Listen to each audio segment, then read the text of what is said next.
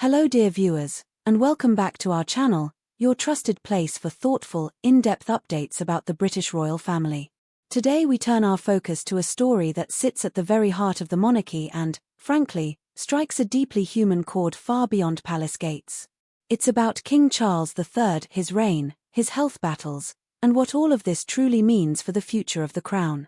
Ever since that historic September day back in 2022, when Charles officially became king following the passing of his beloved mother, Queen Elizabeth II, the world has been watching closely.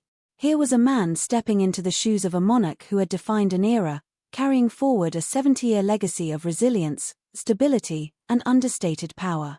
For many, seeing Charles finally ascend was a moment tinged with bittersweet pride, the son, long in waiting, now bearing the immense weight of a 1,000-year-old institution.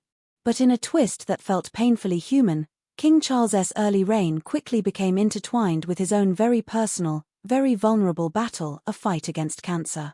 It all started quietly, almost by accident, in February 2024. The palace released an official statement, initially about a routine procedure for an enlarged prostate, the kind of medical update that royal watchers might note briefly before moving on. But then came the pivot. Doctors had found something more. Cancer. The word itself carried a seismic echo, both inside Buckingham Palace's ornate corridors and out across a public that holds a peculiar, tender stake in the well-being of its sovereign. Unlike decades past, where royal health was kept behind thick velvet drapes, the announcement was startlingly transparent. The palace shared it not only as a matter of public record but with the hope, they said, of encouraging others to get checked, to catch hidden illnesses before it's too late. In that small, careful revelation, King Charles was not just a monarch, he was every parent, grandparent, or spouse who's ever sat under fluorescent lights, waiting for lab results with a too-fast heartbeat. Since then, details have trickled out in that uniquely British, measured way. We know the type of cancer has not been specified. We know doctors have called it manageable, suggesting a chronic condition rather than an aggressive, short-term threat. And we know, thanks to a seasoned royal correspondent Camilla Tommen, that insiders privately believe the king is more likely to live with this illness long-term than to be immediately overtaken by it. That subtle phrasing, to live with, carries both comfort and complexity. It's not remission, not cure, but a negotiated peace with an intruder who may never fully depart. Through it all, Charles has shown a quiet grit. Just weeks after initial treatments began, he was already easing back into public life. By April 2024, cameras captured him visiting a cancer center alongside Queen Camilla, meeting patients and staff with a tenderness that seemed more than ceremonial. There was almost a shared kinship in those photographs, a monarch and everyday people standing shoulder to shoulder in the same uncertain fight. And then there was that visit to an army barracks, where Charles, with his dry, slightly mischievous humor, quipped about being let out of my cage. It was a joke, of course, but also a tiny window into the restlessness, the frustration of a man used to centuries-old rhythms of duty suddenly bound by chemotherapy appointments and precautionary naps. For many in the UK, especially those in their 60s, 70s, and beyond, this struck a particularly tender nerve. Watching King Charles continue, despite his diagnosis, felt personal. It reminded them of their own partners or friends facing similar silent battles, of afternoons spent waiting together in oncology wings, of private small victories and setbacks hidden behind polite smiles. What's perhaps even more telling is how the monarchy itself has adjusted around him. Royal schedules, typically a fortress of tradition and obligation, have softened. Engagements were scaled back, durations shortened.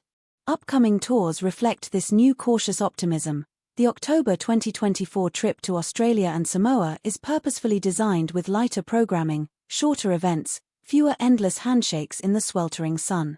And yet, and here's the astonishing bit, the palace has already greenlit a major state visit to Canada for May 2025.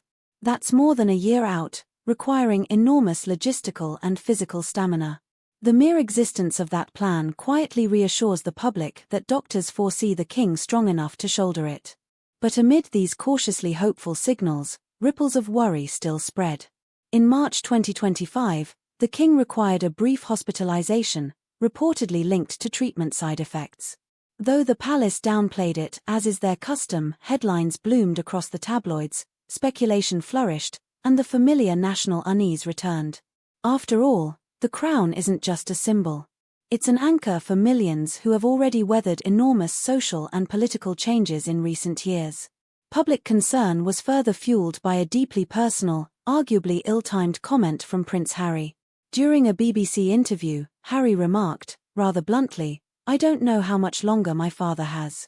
Coming from a son, these words carried the dense emotional weight of grief, of helpless fear, but also sparked renewed anxiety that perhaps the palace's calm narrative was papering over a more dire reality. In response, a senior aide close to Charles pushed back, telling reporters the king was winning his battle and was determined to live as normally as possible. And therein lies the push-pull dance of royal health stories, a worried son speaking from raw emotion, a loyal staffer speaking from duty, a nation caught somewhere in the middle, oscillating between dread and cautious hope. If we pull back, it becomes clear how deeply these moments echo the monarchy's ancient paradox. Kings and queens have always been symbols of something larger than life, yet the people who wear the crown remain painfully mortal. We saw it when Elizabeth slowed, her gait uncertain at her last jubilee. We see it now in Charles, navigating infusions, fatigue, and the weight of an institution that does not pause simply because he must sit down. Interestingly, the approach to public transparency also reveals subtle differences within the family. Contrast Charles's relatively guarded disclosures with the heart-wrenching honesty of Princess Catherine, who not long ago revealed her own cancer fight in an intimate video message, voice quivering but determined. Some royal watchers say this generational gap in openness reflects personality as much as era. Elizabeth and Charles grew up under the iron rule of never explain, never complain, while William and Catherine seem more willing to peel back the curtain. Still, it's undeniable that even Charles's carefully chosen revelations have helped normalize conversations about older men's health, about the power of early detection, about facing down something as frightening as cancer with a straight back and a wry smile.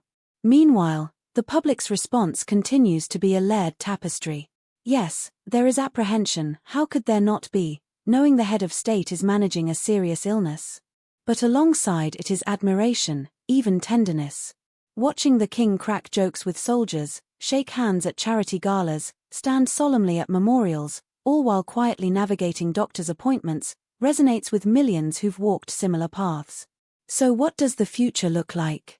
If the Canada tour is any indication, the monarchy is preparing for steady continuity, with Charles very much in command. But the soft adjustments in scheduling, the backup plans for events, the presence of William and Catherine at ever more senior occasions all whisper that the institution is gently preparing for any possibility. It's a delicate balance of optimism and realism. And so we watch. We watch a son shoulder 1,000 years of tradition while also confronting hospital corridors and whispered diagnoses. We watch a family navigate how much to share and how much to hold back. And through it all, we see a nation hoping, quietly, fervently, that this chapter stretches on with as few medical commas as possible. What about you? How do you feel about King Charles III's journey?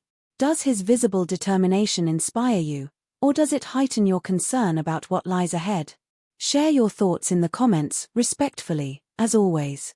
Your stories and perspectives add so much richness to this ongoing conversation. And if you appreciate these deeper, more human glimpses behind royal walls, please do give this video a thumbs up, subscribe, and ring that notification bell so you'll never miss our next royal update. Thank you for spending this time with us today, and until we meet again, take good care.